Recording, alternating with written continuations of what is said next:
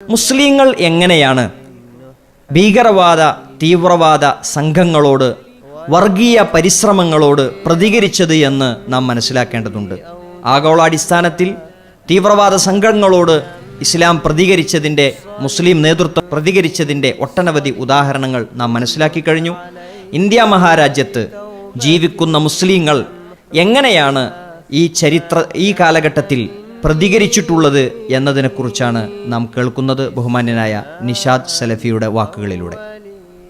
അൽഹംദുലില്ലാഹി റബ്ബിൽ ആലമീൻ. അല്ലാഹുമ്മ സ്വല്ലി വസല്ലിം അലാ നബിയിന മുഹമ്മദിൻ വഅലാ ആലിഹി വഅസ്ഹാബിഹി അജ്മഈൻ. അമ്മാ ബഅദ്.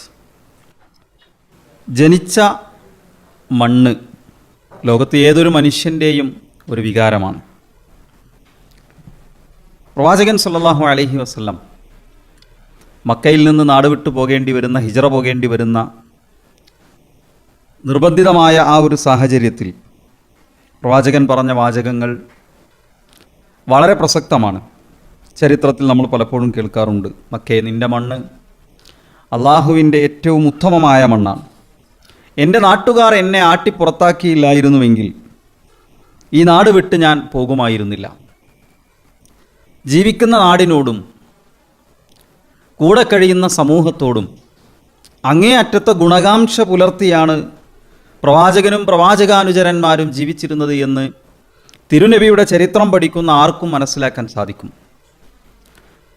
ഒരു യഹൂദ സ്ത്രീയുടെ വിരുന്നിനുള്ള ക്ഷണം സ്വീകരിച്ച് ആ വീട്ടിലെത്തിയതുകൊണ്ടാണ് നബി സല്ലല്ലാഹു അലൈഹി വസല്ലമക്ക് അവർ മാംസത്തിൽ വിഷം കലർത്തി കൊടുക്കുന്ന ഒരു സാഹചര്യമുണ്ടായത്. പ്രവാചകൻ വിട പറയുമ്പോൾ പ്രവാചകൻ്റെ പടയെങ്കി ഒരു യഹൂദൻ്റെ കയ്യിൽ പണയത്തിലായിരുന്നു. ജീവിക്കുന്ന സമൂഹത്തിലെ എല്ലാ വിഭാഗം ആളുകളോടും ഒത്തുചേർന്ന ഒരു സഹവർത്തിത്വത്തോടുകൂടി പ്രവാചകൻ സല്ലല്ലാഹു അലൈഹി വസല്ലമ ജീവിച്ചിട്ടുണ്ട്. ലോകത്തിൻ്റെ എല്ലാ ഭാഗങ്ങളിലും മുസ്ലിം സമൂഹം പ്രവാചകൻ്റെ ആ ഒരു ജീവിതപാത അനുധാവനം ചെയ്ത് ജീവിക്കാനാണ് പരിശ്രമിച്ചിട്ടുള്ളത്. ഇന്ത്യ രാജ്യത്തെടുത്ത് പരിശോധിച്ച് കഴിഞ്ഞാലും ഇപ്പോൾ ഈ ഒരു കാലഘട്ടത്തിൽ പ്രത്യേകിച്ച് പലതരത്തിലുള്ള ജിഹാദി പ്രയോഗങ്ങൾ കേൾക്കുന്ന ഒരു സാഹചര്യത്തിലാണ് നമ്മളുള്ളത്. ഏതെങ്കിലും ഒരു പ്രത്യേക വിഷയത്തിൽ ഒരു മുസ്ലിം പ്രതികരിച്ചാൽ ആ പ്രതികരണം ഏതു മേഖലയുമായി ബന്ധപ്പെട്ടാണോ അതുമായി ബന്ധപ്പെടുത്തി ജിഹാദിനെ ചേർത്ത് വെച്ചുകൊണ്ട് ജിഹാദി എന്ന വിളി ഒരു ആക്ഷേപ പ്രയോഗം പോലെ, ഒരു തെറിപ്രയോഗം പോലെ പ്രയോഗിക്കുന്ന ഒരു കാലഘട്ടത്തിലാണ് നമ്മളുള്ളത്. പക്ഷെ ഇന്ത്യയെ സംബന്ധിച്ചിടത്തോളം മറ്റു സമൂഹങ്ങളിലെന്ന പോലെ തന്നെ ഇന്ത്യ രാജ്യത്തും ഇന്ത്യയിലെ മുസ്ലിങ്ങൾ ഈ മണ്ണിനെ സ്നേഹിച്ച് ഈ നാടിന് ഗുണം ചെയ്ത് ഇവിടുത്തെ ജനങ്ങളോട് ഗുണകാംക്ഷയുള്ളവരായി ജീവിക്കാൻ ആഗ്രഹിച്ചവരും അതിന് പരിശ്രമിച്ചിരുന്നവരുമാണ് എന്ന് മുസ്ലിം സമൂഹത്തിൻ്റെ ചരിത്രം, ഇന്ത്യയിലെ മുസ്ലിങ്ങളുടെ ചരിത്രവും വർത്തമാനവും നമുക്ക് വ്യക്തമായ ഒരു ചിത്രം ആ വിഷയത്തിൽ നൽകുന്നുണ്ട്. ഏറെക്കുറെ ഇസ്ലാമിൻ്റെ പ്രവാചകൻ സല്ലല്ലാഹു അലൈഹി വസല്ലമയുടെ പ്രബോധനം തുടങ്ങിയ ഒരു ആദ്യ കാലഘട്ടങ്ങളിൽ തന്നെ, ഇസ്ലാമിൻ്റെ ഒരു ആദ്യ നാളുകളിൽ തന്നെ ഇന്ത്യ രാജ്യത്തും ഇസ്ലാം എത്തിയിട്ടുണ്ട് എന്നാണ് പൊതുവിൽ കണക്കാക്കപ്പെടാറുള്ളത്. അവിടെ നിന്ന് ഇങ്ങോട്ടുണ്ടായ മുസ്ലിങ്ങളുടെ ഈ രാജ്യത്തോടും ഈ രാജ്യത്തെ ജനങ്ങളോടുമുള്ള സമീപനം എങ്ങനെയുള്ളതായിരുന്നു? ഇന്നിപ്പോൾ നമ്മൾ ഇന്ത്യയിലെ മുസ്ലിങ്ങളെ എടുത്ത് പരിശോധിക്കുമ്പോൾ ലോകത്ത് മുസ്ലിം ജനസംഖ്യയിൽ 2ാം സ്ഥാനത്ത് നിൽക്കുന്ന ഒരു വിശാലമായ മുസ്ലിം ജനസമൂഹം ജീവിക്കുന്ന ഒരു രാജ്യമാണ് ഇന്ത്യ രാജ്യം. നോക്കൂ നിങ്ങൾ, ഈ രാജ്യത്ത് മുസ്ലിങ്ങൾ എന്തെല്ലാം കാര്യങ്ങൾ കൈകാര്യം ചെയ്തിട്ടുണ്ട്. ഇവിടുത്തെ സാധാരണ ജനങ്ങളായി, സാധാരണക്കാരായി ജീവിച്ചു. ഇവിടുത്തെ ഭരണകർത്താക്കളായി കടന്നു വന്നു. 8 നൂറ്റാണ്ടോളം ഇന്ത്യയിൽ മുസ്ലിം ഭരണാധികാരികൾ ഭരണം കൈയാളിയിട്ടുണ്ട്. എങ്ങനെയാണ് അവർ തങ്ങളുടെ ഭരണത്തെ ഉപയോഗപ്പെടുത്തിയത്? ഈ നാടിനെ പരിപോഷിപ്പിക്കുവാനാണ് അവർ പരിശ്രമിച്ചത്. ഇവിടുത്തെ ചരിത്ര സ്മാരകങ്ങൾ, ഈ ഇന്ത്യ രാജ്യത്തെ മഹാനഗരങ്ങൾ, അതിവിശാലമായ ഗതാഗത റോഡുകൾ, സംവിധാനങ്ങൾ, ഇതിൻ്റെയൊക്കെ ചരിത്രങ്ങളിലേക്ക് കടന്നു പോകുമ്പോൾ മുസ്ലിം ഭരണാധികാരികളുടെ നല്ല ആസൂത്രണ മികവും വ്യക്തമായ കയ്യൊപ്പും നമുക്ക് കാണാൻ കഴിയും. ഒരു വംശീയ ഉന്മൂലനത്തിൻ്റെ രാഷ്ട്രീയം ഒരു ഭരണാധികാരിയും ഇന്ത്യ രാജ്യത്ത് നടപ്പിലാക്കിയിട്ടുണ്ട് എന്ന് നമുക്ക് തെളിയിക്കപ്പെടാൻ കഴിയില്ല. പൊതുവിൽ വിശുദ്ധ ഖുർആനിലെ ചില വാചകങ്ങൾ ദുർവ്യാഖ്യാനം ചെയ്ത് മുസ്ലിം സമൂഹത്തിൻ്റെ പേരിൽ രംഗത്ത് വരുന്ന വളരെ ന്യൂനപക്ഷമായ ചില ഭീകരവാദ പ്രസ്ഥാനങ്ങളുടെ ഉദാഹരണങ്ങൾ എടുത്തു കാണിച്ചുകൊണ്ട് മുസ്ലിങ്ങളൊക്കെ കണ്ടടത്ത് വെച്ച് കൊല്ലുന്നവരും അവസരം കിട്ടിയാലും ഭരണം കിട്ടിയാലും ഇവിടുത്തെ മുസ്ലിങ്ങളല്ലാത്തവരെ നശിപ്പിക്കുന്നവരുമാണ് എന്നൊക്കെ പ്രചണ്ഡമായ പ്രചാരണങ്ങൾ ഇവിടെ ഇസ്ലാം വിമർശകർ നടത്തിക്കൊണ്ടിരിക്കുമ്പോഴും വലിയ അധികാരങ്ങൾ ഭരണകർത്താക്കളുടെ പ്രധാനപ്പെട്ട ഉദ്യോഗസ്ഥരായി ഇന്ത്യ രാജ്യത്ത് മുസ്ലിങ്ങൾ കടന്നുപോയിട്ടും ഇവിടുത്തെ ആളുകൾക്കൊക്കെ ഈ നാടിനെ ചൂഷണം ചെയ്യുന്ന ഒരു രീതിയല്ല, ഇവിടുത്തെ സമ്പത്ത് ഊറ്റിയെടുക്കുന്ന രീതിയല്ല, മറിച്ച് ഈ രാജ്യത്തിൻ്റെ വിഭവങ്ങളെ സമ്പുഷ്ടീകരിക്കുന്ന ഒരു ഭരണക്രമമാണ് തങ്ങളുടെ ജീവിതങ്ങളിൽ ഉണ്ടായിരുന്നത് എന്ന് ഇന്ത്യ രാജ്യത്തെ ചരിത്രം നമുക്ക് കൃത്യമായി നമുക്ക് പഠിപ്പിച്ച് നൽകുന്നുണ്ട്. പൊതുവിൽ ഇന്ത്യ രാജ്യത്തെ അല്ലെങ്കിൽ ഏതൊരു രാജ്യത്തെയും അവിടുത്തെ സമ്പത്തും അവിടുത്തെ വിഭവങ്ങളും ചൂഷണം ചെയ്ത് ഭരണം നിർവഹിക്കുന്ന ഒരു ചിത്രം ലോകത്താകമാനം പലപ്പോഴും നമുക്ക് കാണാൻ സാധിക്കുന്നത് ഒരു കൊളോണിയൽ കാലഘട്ടത്തിലാണ്, ഭരണങ്ങളുടെയൊക്കെ ഒരു കാലഘട്ടത്തിലാണ്.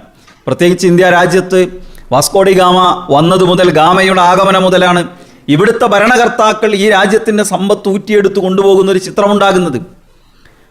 രാജ്യത്ത് മുസ്ലിങ്ങളുടെ അല്ലെങ്കിൽ ഈ രാജ്യത്തെ സ്നേഹിക്കുന്ന, ഈ രാജ്യത്ത് ജനിച്ചു വളർന്ന ഓരോ മനുഷ്യൻ്റെയും ഈ രാജ്യത്തോടും ഈ നാട്ടിലെ ജനങ്ങളോടുമുള്ള ഗുണകാംക്ഷ ഏറ്റവും നന്നായി പ്രകടമാകുന്ന സാഹചര്യങ്ങൾ ഉണ്ടാകുന്നത് സ്വാതന്ത്ര്യ സമരങ്ങളുടെ കാലഘട്ടത്തിലാണ്. ഇന്ത്യയിലെ മുസ്ലിങ്ങളുടെ ചരിത്രം എടുത്ത് പരിശോധിച്ച് നോക്കൂ. അവിടെയെല്ലാം അവർ തങ്ങളുടേതായ ഉത്തരവാദിത്വം ഈ മണ്ണിൽ ജനിച്ചു വളർന്നവർ എന്ന നിലക്ക് വളരെ കൃത്യമായി പാലിച്ചിട്ടുണ്ട് എന്ന് നമുക്ക് മനസ്സിലാക്കാൻ സാധിക്കും. 1857 ഒന്നാം സ്വാതന്ത്ര്യ സമരം എന്ന് വിശേഷിപ്പിക്കപ്പെടാവുന്ന ശിപ്പായി ലഹള എന്നൊക്കെ ബ്രിട്ടീഷുകാർ വിളിച്ചിരുന്ന വലിയ സമരം രാജ്യത്തിൻ്റെ ഉത്തരേന്ത്യയിലെ വിവിധ ഭാഗങ്ങളിൽ ആ സമരം ഉണ്ടായി. ദക്ഷിണേന്ത്യയുടെ വെല്ലൂർ പോലെയുള്ള പ്രദേശങ്ങളിലൊക്കെ അതുമായി ബന്ധപ്പെട്ട സമരങ്ങളുടെ അലയൊലികൾ ഉണ്ടായി.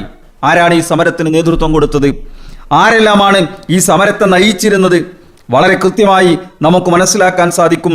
അവിടെയൊക്കെ മുസ്ലിങ്ങളുടെ പങ്ക് വളരെ വലുതായിരുന്നു. ഇപ്പോൾ ഡൽഹി കേന്ദ്രീകരിച്ച് ബഹദൂർ ഷാ സഫർ രണ്ടാമനാണ് അതിൻ്റെ നേതൃപദവിയിൽ ഉണ്ടായിരുന്നത്.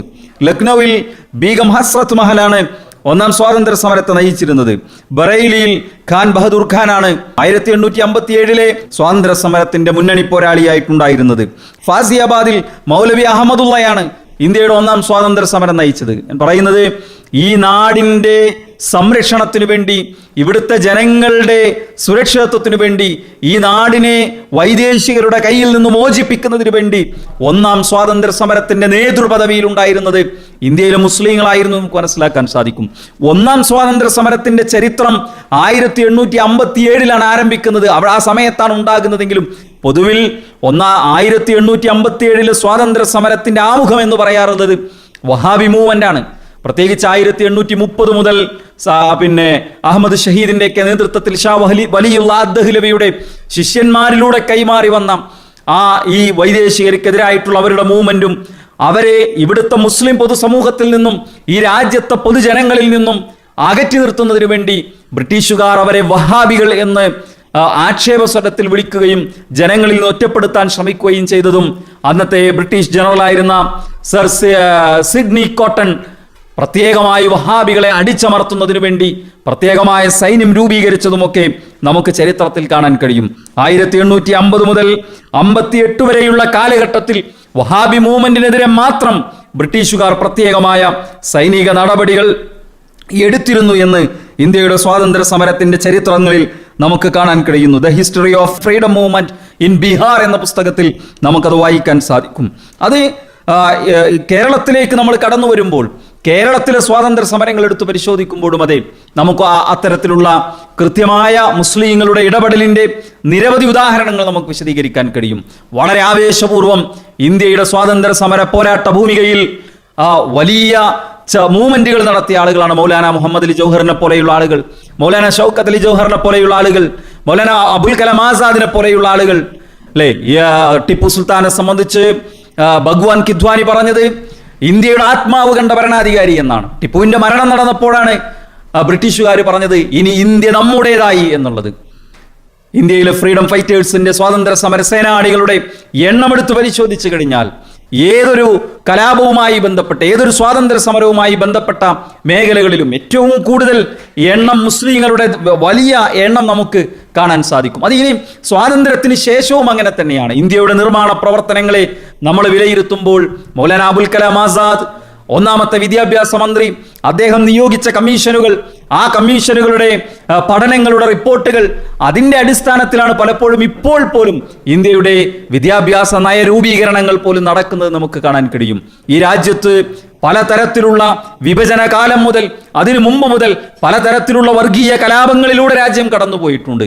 ഗുജറാത്ത് മാത്രമല്ല, മുംബൈ ബോംബെ കലാപം മാത്രമല്ല, മീററ്റിലുണ്ടായ കലാപം മാത്രമല്ല, രാജ്യത്തിന്റെ വിവിധ ഭാഗങ്ങളിൽ വിഭജന കാലം മുതലുണ്ടായ കലാപങ്ങൾ ഇവിടെ ഉണ്ടായിരുന്നിട്ടും ഇവിടുത്തെ മുസ്ലിങ്ങളെല്ലാവരും ഒരുമിച്ച് നിന്ന് ഈ രാജ്യത്തിനെതിരെ, ഇവിടുത്തെ പൊതുസമൂഹത്തിനെതിരെ യുദ്ധം പ്രഖ്യാപിക്കുകയോ വിധ്വംസക പ്രവർത്തനങ്ങളുടെ ആളുകളായി മാറുകയോ ചെയ്തിട്ടില്ല. മറിച്ച് ഇവിടുത്തെ ജനാധിപത്യ പ്രക്രിയയിൽ അവർ പങ്കാളികളായി. ഇവിടെ തദ്ദേശ സ്വയംഭരണ തെരഞ്ഞെടുപ്പുകൾ എന്ന സംവിധാനങ്ങൾ ഉണ്ടായപ്പോൾ വാർഡ് മെമ്പർമാരായി, MLA-മാരായി, MP-മാരായി വിവിധ രാഷ്ട്രീയ പാർട്ടികളിൽ പ്രവർത്തിച്ചു. എല്ലാ മേഖലകളിലും ഒരു വേള ഇവിടുത്തെ ആളുകളുടെ വികാരത്തെ വ്രണപ്പെടുത്തുന്ന പലതരത്തിലുള്ള പ്രശ്നങ്ങൾ ഉണ്ടായിരുന്നിട്ട് പോലും, പലതരത്തിലുള്ള കലാപങ്ങൾ ഉണ്ടായിരുന്നിട്ട് പോലും രാജ്യത്തിന്റെ ജനാധിപത്യത്തെയും മതേതര സങ്കല്പങ്ങളെയും കീറിമുറിച്ചുകൊണ്ട് ഇവിടെ രഥയാത്ര നടന്നിട്ട് പോലും, ബാബരി മസ്ജിദിന്റെ താഴികക്കുടങ്ങൾ തച്ചു തകർത്തിട്ട് പോലും ഇവിടുത്തെ ജനങ്ങൾ ഒരിക്കലും തീവ്രതയിലേക്ക് പോയിട്ടില്ല. വളരെ ന്യൂനപക്ഷമായിട്ടുള്ള ഒരു വിഭാഗം അങ്ങനെ ചിന്തിച്ചപ്പോഴും അതിനെ ചെറുത്തു തോൽപ്പിച്ചത് ഇവിടുത്തെ നിയമ സംവിധാനത്തെക്കാൾ കൂടുതൽ മുസ്ലിം മത നേതൃത്വവും രാഷ്ട്രീയ നേതൃത്വവുമായിരുന്നു എന്ന് നമുക്ക് കൃത്യമായി മനസ്സിലാക്കാൻ സാധിക്കും. നമുക്കറിയാം, കേരളത്തിലെ ഫൈസൽ കുടിഞ്ഞു കൊല്ലപ്പെട്ടു. റിയാസ് മുസ്ലിയാർ എന്ന് പറയുന്ന ഒരു പള്ളിയിലെ ജീവനക്കാരൻ, ഒരു മുസ്ലിയാർ, അദ്ദേഹം പള്ളിക്കകത്ത് കിടന്നുറങ്ങുമ്പോഴാണ് സംഘപരിവാർ ആളുകൾ അവിടെ കയറി വന്ന് അദ്ദേഹത്തെ കൊന്നത്. പക്ഷേ കേരളത്തിൽ അതിൻ്റെ ഏതെങ്കിലും തരത്തിലുള്ള മോശമായൊരു പ്രതികരണം നമുക്ക് കാണാൻ സാധിച്ചോ?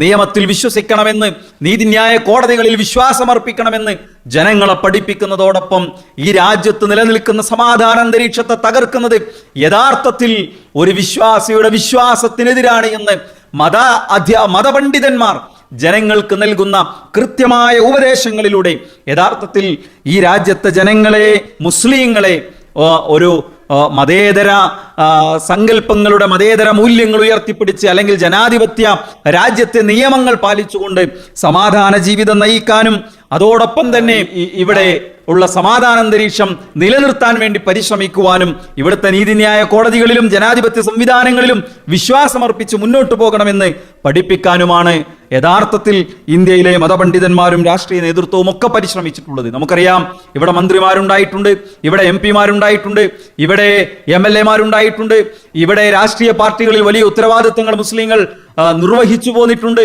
ഒരിക്കൽ പോലും ഒരു നല്ല നിലക്ക് പോകുന്ന ഒരു രാജ്യത്തെ പുറംതിരിഞ്ഞുകൊണ്ട് രാജ്യത്തിന്റെ സമാധാനത്തെ നഷ്ടപ്പെടുത്തുന്ന പ്രവർത്തനങ്ങളിലല്ല മുസ്ലിങ്ങൾ ഉണ്ടായിട്ടുള്ളത് എന്ന് വളരെ കൃത്യമായി നമുക്ക് മനസ്സിലാക്കാൻ സാധിക്കും. അതോടൊപ്പം തന്നെ ഇപ്പോൾ സ്വാതന്ത്ര്യ സമര കാലം മുതൽ ഇന്നേ വരെയുള്ള മുസ്ലിങ്ങളുടെ സ്വാതന്ത്ര്യാനന്തര ഇന്ത്യയിലെ മുസ്ലിങ്ങളുടെ അവസ്ഥയൊക്കെ എടുത്ത് പരിശോധിച്ച് നോക്കുമ്പോൾ അവിടെയെല്ലാം നേതൃപരമായ പങ്ക് വഹിച്ചിരുന്നതാരാണ്? ദൈക്ഷണികമായ നേതൃത്വം മുസ്ലിം ഉമ്മത്തിന് നൽകിയിരുന്നതാരാണ്?